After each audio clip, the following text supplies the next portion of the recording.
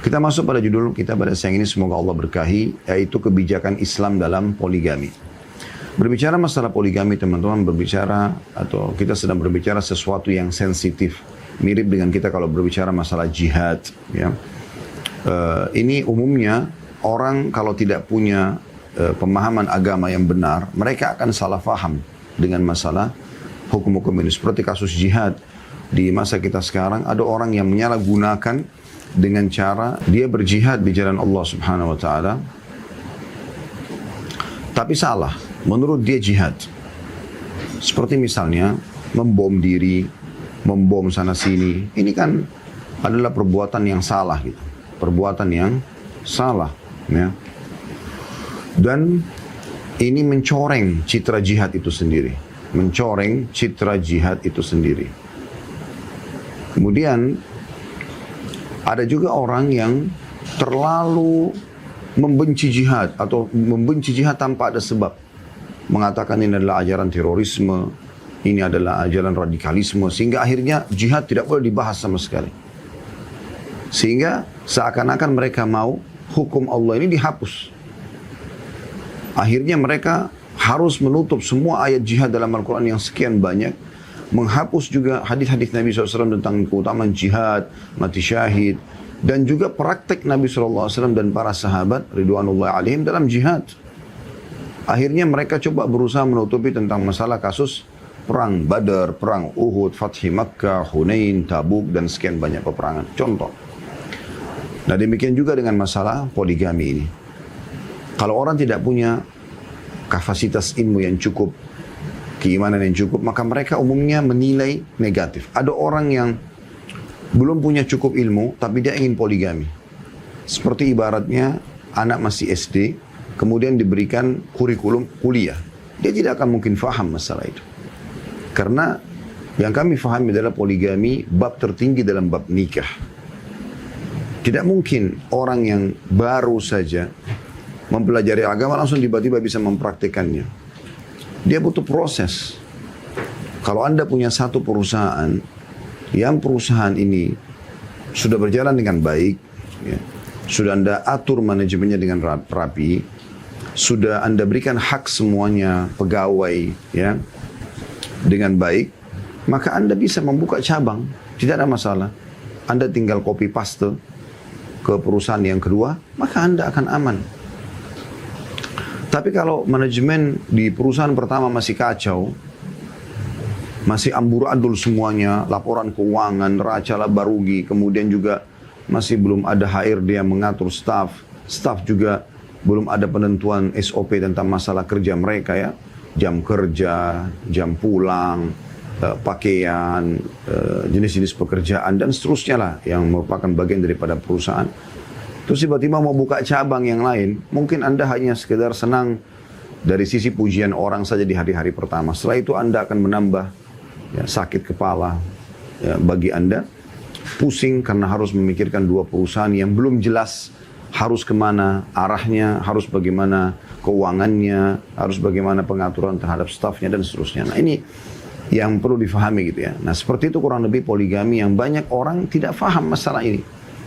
Mereka mengatakan bahwasanya nggak apa-apa poligami, kan Islam bolehkan.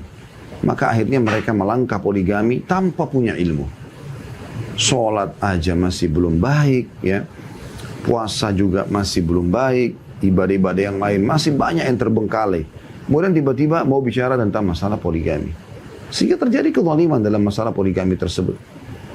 Dia menikah bukan dengan poligami sehat. Menikah dengan sembunyi-sembunyi dari istrinya yang pertama.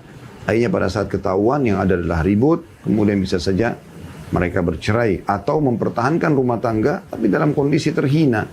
Harus terus-menerus ribut dengan istri pertama sampai betul-betul sudah reda baru kemudian, ya, bisa dia jalankan. Ini pun harus memiliki poin-poin yang sangat tepat untuk bisa menjalankan. Jadi bukan sembarangan juga dalam menjalankan hal-hal seperti ini, ya. Ini ada orang yang terlalu berlebihan, tidak punya ilmu, menerapkan. Ada juga orang berlebihan dalam membenci poligami. Apa poligami itu? Kezaliman pada wanita. Dimulai dari orang-orang non-muslim yang sering melempar ini, ya. isu di tengah-tengah umat Islam, terutama kaum wanita. Dibuatlah isu-isu ya, yang akhirnya membuat umat Islam sendiri, terutama muslimat, membenci hukum Allah Subhanahu wa taala. Dan ini aneh. Bagaimana caranya membenci hukum sang pencipta Allah? Lalu keluar statement-statement, kan masih banyak jalan menuju ke surga, tidak harus poligami. Bisa dengan cara yang lain. Baik, terus hukum ini mau kemanakan? Mau dihapus? Kan tidak mungkin. Banyak orang begitu, egois. Gitu. Dia bukannya coba belajar, berusaha terus menyempurnakan perintah Allah Subhanahu wa taala, sampai juga dalam masalah poligami ini. Walaupun tentu ada, Masya Allah, Tabarakallah, sebagian muslimah yang Allah sudah karuniakan keimanan dan ketenteraman jiwa dalam hatinya, dia tahu ini adalah hukum Allah, dia malah mendukung suaminya, malah dia penyebab suaminya untuk berpoligami, itu ada. Di antara mereka memang yang sudah, Masya Allah, yang Allah pilih hati-hati mereka lunak dengan keimanan, jadi bukan lagi mengikuti hawa nafsu, bukan lagi mengikuti cemburu buta, gitu kan. Tapi di saat juga mau akan dilaksanakan, dia bersama dengan suaminya saling rangkul untuk bagaimana memiliki ilmu yang cukup dalam menjalankan itu, sehingga tidak terjadi kezaliman, dan betul-betul poligami itu seperti sebuah kereta berada di relnya. Mereka melemparkan isu mengatakan, oh umat Islam itu boleh nikah 2, 3, 4. Ya, itu kezaliman, tidak memberikan hak wanita. Subhanallah, ada pengalaman Syekh Shalih Suhaimi, hafizahullah, guru kami tentunya. Semoga Allah jaga beliau. Salah satu dosen mengajar di kampus kami di Madinah, dan juga beliau pengajar rutin di Masjid Nabawi sampai hari ini tentunya. Dan hubungan kami Masya Allah sangat baik. Beliau sangat membuka diri pada saat kami mau konsultasi. Ya. Intinya teman-teman sekalian, beliau punya cerita tentang masalah yang, karena beliau poligami sampai 4 istri. Dan beliau pernah mendatangi, kalau tidak salah, Amerika atau salah satu negara di Eropa. Beliau cerita gitu, kejadian. Kemudian beliau masuk ke satu toko parfum, dan beliau minta kepada staf, panitia pengajian yang mengundang beliau di sana, itu untuk memilihkan parfum, dan beliau cari yang sama, 4. Apakah sama mereknya atau sama harganya gitu. Maka sempat ada staf wanita di situ bertanya, kenapa dia beli harus 4 sama? Biasanya kan parfum itu stoknya mungkin cuma 2, 3 di toko parfum ya, tidak langsung spontan yang sama, merek sama, harga sama, semuanya ada stoknya sampai 4 ya. Seperti itu kurang lebih gambarannya. Maka ditanyalah, ya.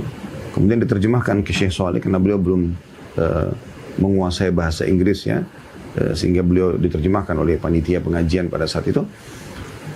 Lalu kenapa harus beli 4 sama? Kata panitia tersebut, ini karena guru kami ini beristri 4. Pegawai itu tiba-tiba kaget, beristri 4 gitu. Apakah itu tidak zalim terhadap wanita gitu? Bagaimana bisa perempuan itu bisa menerima, dan seterusnya lah dengan syubhat-syubhatnya. Maka jawaban Syekh Shalih sangat cerdas. Beliau mengatakan, kami dalam Islam dibolehkan berpoligami, tapi kami tidak boleh bergaul bebas. Kami hanya dibatasi 4 wanita, itu pun harus semuanya sah pernikahannya sesuai dengan ajaran agama.